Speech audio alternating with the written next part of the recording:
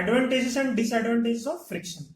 तो क्या है, फ्रिक्शन हमारे डेली लाइफ में हमारे लिए बहुत इंपॉर्टेंट है। तो हम लिख सकते हैं कि विदाउट फ्रिक्शन हम कभी चल नहीं पाएंगे, will not be able to walk और रन, है ना।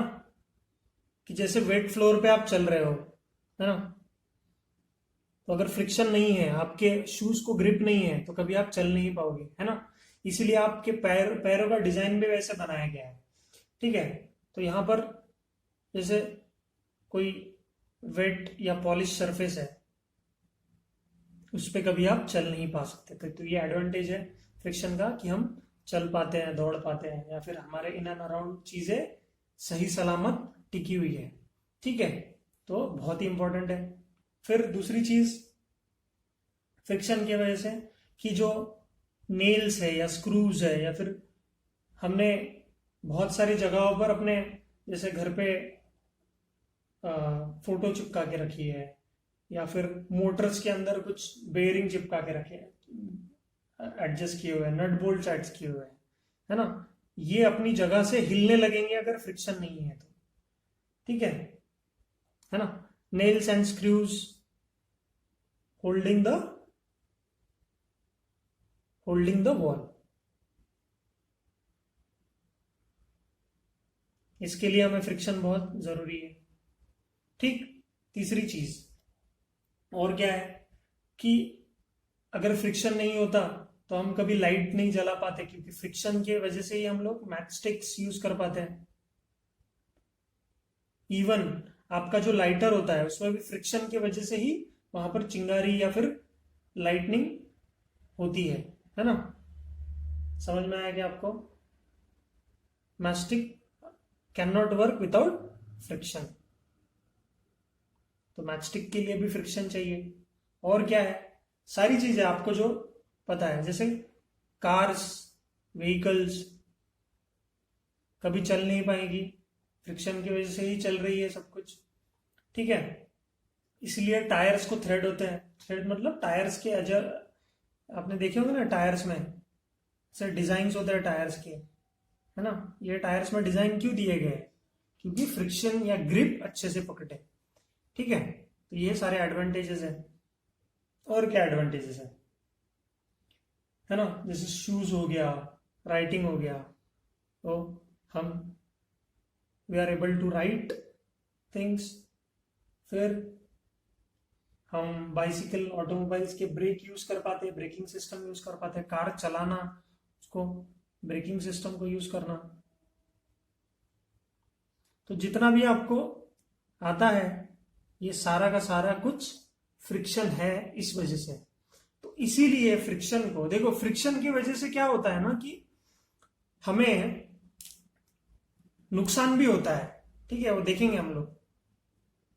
कुछ एडवांटेजेस है, कुछ डिसएडवांटेजेस है। तो डिसएडवांटेजेस क्या है, फ्रिक्शन की वजह से हीट प्रोड्यूस होती है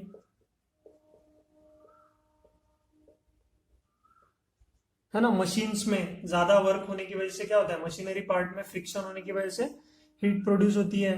फिर उसी की वजह से, फ्रिक्शन की वजह से वियर एंड टियर होता है। आप देखो कभी गाड़ी चलाने के बाद टायर्स को हाथ लगा के देखो, टायर्स ऑफ व्हीकल क्या होता है, वियर एंड टियर हो जाता है, मशीनरीज वियर एंड टियर हो जाती है। फिर फ्रिक्शन की वजह से फॉरेस्ट फायर लगता है। फॉरेस्ट में एक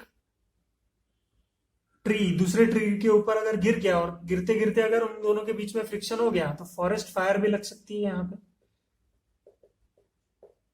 तो फॉरेस्ट फायर के लिए भी फ्रिक्शन ही रिस्पॉन्सिबल है ना।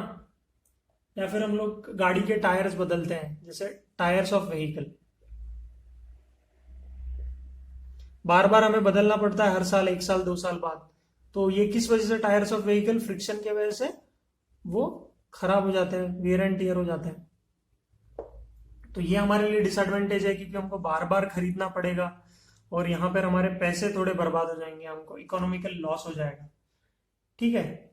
और इन सबके वजह से जो हीट प्रोड्यूस हो रही है, वियर एंड टियर हो रहा है, टायर फट रहे हैं, इस वजह से क्या हो रहा है, एनर्जी लॉस बहुत हो रही है। अगर फ्रिक्शन मिनिमम हो जाए तो हम इस एनर्जी को दूसरे कामों में यूटिलाइज करते हैं, क्योंकि एक फॉर्म ऑफ एनर्जी दूसरे फॉर्म में कन्वर्ट हो सकती है, तो एनर्जी लॉस हो रहा है एक्चुअल में, ठीक है। लेकिन ये एडवांटेजेस और इस डिसएडवांटेजेस के बावजूद भी हम ये बोलते हैं कि friction is an necessary evil. क्या बोलते हैं हम?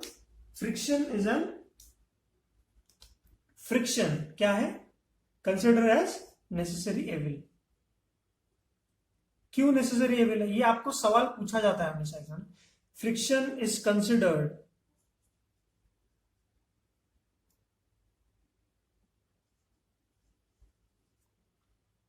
अ नेसेसरी एविल।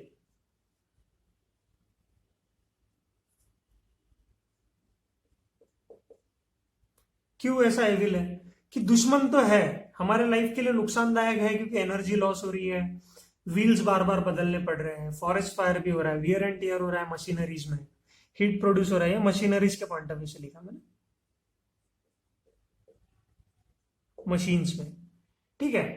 तो इन सब के बावजूद भी बिना फ्रिक्शन के हम हमारी लाइफ चला ही नहीं सकते, ठीक है। जैसे व्हील्स ऑफ टायर्स जो हम यूज करते हैं, tyres of vehicles, tyres of wheel लिखा मैंने, टायर्स ऑफ व्हीकल,